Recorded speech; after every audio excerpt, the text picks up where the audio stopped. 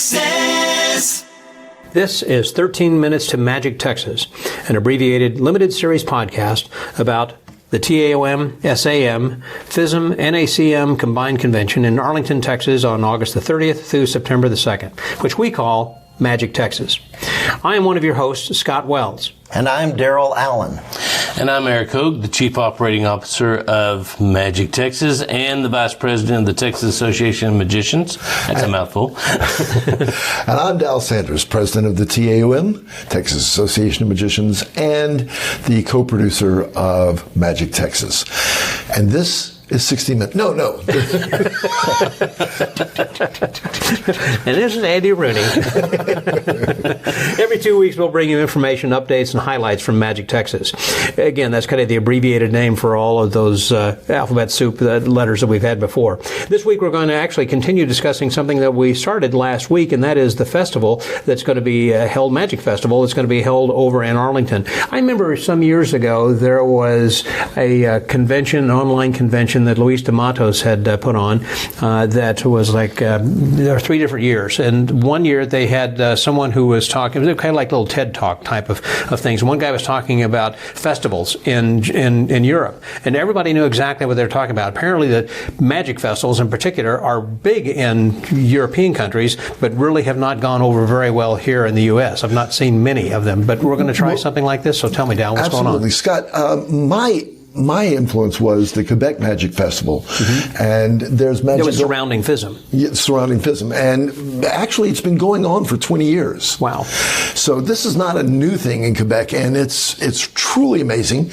If you go Google the Quebec Magic Festival and look at some of the marketing that they've done, they've just had incredible marketing. I'm hoping that we can, have an equal level of creativity going into our marketing for this festival. They do have some very clever ideas. Amazing ideas. There's some busboard, digital interactive things you could do, or pictures you could take, or stereoptograms and different things around the city. And even to the thing where there's one of the bus stations, there's a glass thing full of sponge balls. And if you raise your hands up, the sponge balls raise up. If you put your hands down, they go back down. Yeah. So you're actually doing what looks like magic, real magic, at the place. And it's so much fun to watch these people interacting with all this installment, magic installment in public. So we want to do that too in Arlington, and I think we're going to be able to. Now,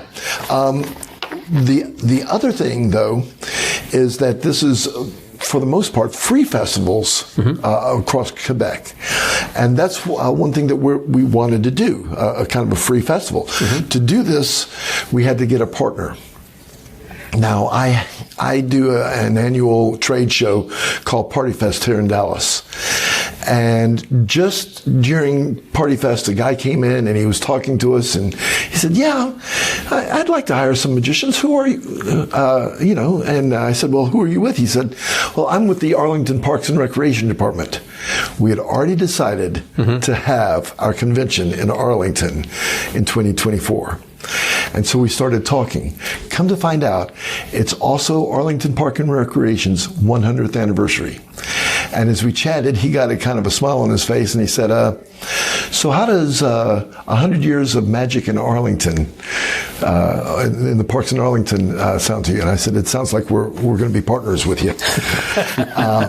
Shortly after that, I was talking to some members of the Convention Visitors Bureau, and they pointed out, well, every city has a film festival or a music festival or something like this. Have you ever considered doing a magic festival? And it's just like, yes. Everything's all falling into place. Yes. And I hadn't thought to include the CVB in something like this. But that's exactly what they do.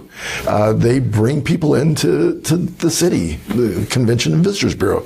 So it's all falling into place. It's going to be such an amazing time.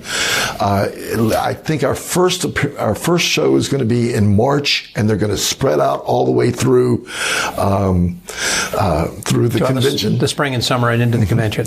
And amazingly enough, on our team is a guy who actually followed up with the idea initially and did it on a smaller scale in Wiley, and that's Eric Hogue. Yeah. So what we did was Dow had this idea. Now, one thing, if you know Dow Sanders, you know he's got great ideas. He's also real good at delegating. I don't know if y'all know that or not. Yes. But he had this idea for the Great Texas Magic Festival. And so we wanted to try and test it. And so we did a smaller version that we just called the Magic of Wiley.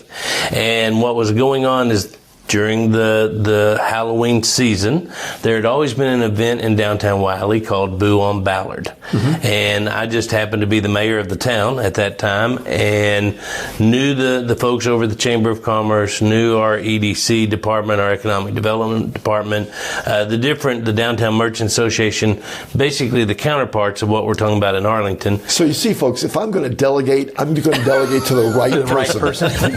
And so what we did is we put together for a week a magic festival, and it was where we were at the chamber luncheons. We did a proclamation naming the week the Magic of Wiley. We were in the restaurants doing shows.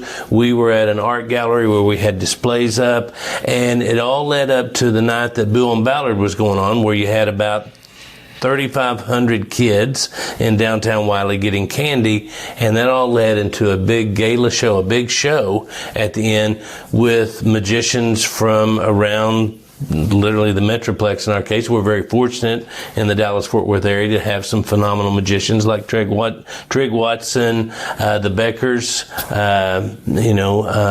trying to think, the Knights. David and Kylie Knight. Yeah, and Fred and Bobby Becker, and so we were able to have them come in and do shows. Show oh yes, Dow Sanders, and Dallas. Don't forget Cindy. Yeah, you were there, weren't you? Yeah, I was. But you also did the chamber luncheon, and so we did a number of events like that, and we did it for about 4 years. It was great, and we used it as a fundraiser. Did it grow every year? Every year it grew. Yes, sir, sure did. And what we ended up doing is we wanted to support the city in this particular case. And so we were able to actually do some fundraising with our ticket sales to help the police and the fire departments. Well, and you should tell them why the police needed help on this particular case. You had that huge storm in Wiley, and it totally wiped out the ceiling of the police department. Wow. Right. And stormed inside the building and the whole bit. And just do a search on 2016 Wiley, Texas hailstorm, and you will read about softball-sized hail that came through the roof, through the ceilings, we had at that time about 15,000 homes in Wiley. It came through about 12,000 homes. Wow. That the storm did, and it destroyed our public safety building. And so literally while the 911 operators are trying to help people, they have got water dripping in. Water not dripping, pouring in. Oh my. Literally, because it came through. The roof was gone. Yeah, it was just completely gone. And so this was a way to show support for the police, the fire, the public safety altogether. And it worked out great. And it was a neat way I still have people today talking about the Magic Festival that we did and how they loved it, and kids and adults. This reminds me a little bit then also about the way the circus used to promote itself, that they would bring people into town who would paper the city basically, and work with different companies to advertise, and they would say a circus of savings, at your hardware store or whatever it is, and billboards, it would have some sort of a circus theme. So when the circus finally came to town, it was subliminal enough that people say, oh yeah, I want to go see the circus, before that it came. So it's the same kind of thing, I think, by having this starting in March, you're getting people generally who are coming out through Six Flags and everything to think, because there'll be advertising saying, hey, be sure and come back for the convention. And that's not just a circus thing too. The magicians of the day would do that. Houdini would do that. Thurston did that. Blackstone did that. And more importantly, Willard the Wizard did that. The Texas magician of all times. So. Yeah. And so what we want to do is we want to build off this great convention we got coming up in 2024 and just keep the magic going, for lack of a better word, keep the momentum going. One of the things then also is you said you had a lot of people who were from the Metroplex. In this particular case, that you're encouraging, Dal, some other people who might be interested in coming in early and performing? Absolutely. Okay, so here's your chance, listener. If you would like to perform in a festival and get a little bit of experience and have some fun, and you might want to perform doing close-up, walk-around, or stage. So all you have to do is reach out to be@magictexas.com. That's BE at Magic Texas. Because we want you to be at Magic Texas. Yes, I think everybody's starting to get that idea. I hope so anyway. So anyway, it's a great opportunity for you, and we're very, very, very excited about it. It's, again, we just appreciate so much the help that Renee-Claude Auclair from Quebec has given us in getting organized and looking at how to do this. She and her team are genius at it, and they've been very gracious in giving us so different tips. There are plans, I guess, for different things to be happening throughout each week or weekend, or how does that? Well, maybe not every weekend, but a lot of the weekends. Right now, the plans are to start in March. We're looking at hosting our magic classes in Arlington, which we've never been there before. So we'll be teaching kids some magic there. We'll have weekends here and there, weekend things at different parks and different areas. We will. They've asked us to consider doing a big 4th of July event, but it'll be on July 3rd. And for those of you in Canada, we celebrate the 4th of July here. It's not just a day. As our Independence Day. Yes. And I've just, this just in, the email to perform will be perform@magictexas.com. Yeah, rather than sending it to be at. Yes. Magic Texas, perform at. So, breaking news, folks, breaking news. So that email has just been set up. Yes. Even as we spoke, our webmaster is brilliant job, Daryl. Typing away, even as we speak. So, it's just going to be a complete year of magic, celebrating 100 years of magic in the Dallas Magic Club. And we've had so many big names come out of our club over the years and out of North Texas. Everybody from Mark and Nani Wilson. Bev Bergeron was a member of our club for a while. Walter Zaney Blaney. Anneman was in Texas for a while. Kate Blackstone used to live here. Well, I was building up to that. Sorry. Forget that I said that. That's what you get for burying the headline. Yeah, that's right. Very elated, yeah. And we had Rick Walker was from here. Steve Wyrick. We've had Trig Watson. Let's see. Bizarro grew up in our club. Yep. And, of course, our honoree, Gay Blackstone, who is a Fort Worth girl at heart. But who signed the charter that got this started? Signed and delivered by Harry Houdini.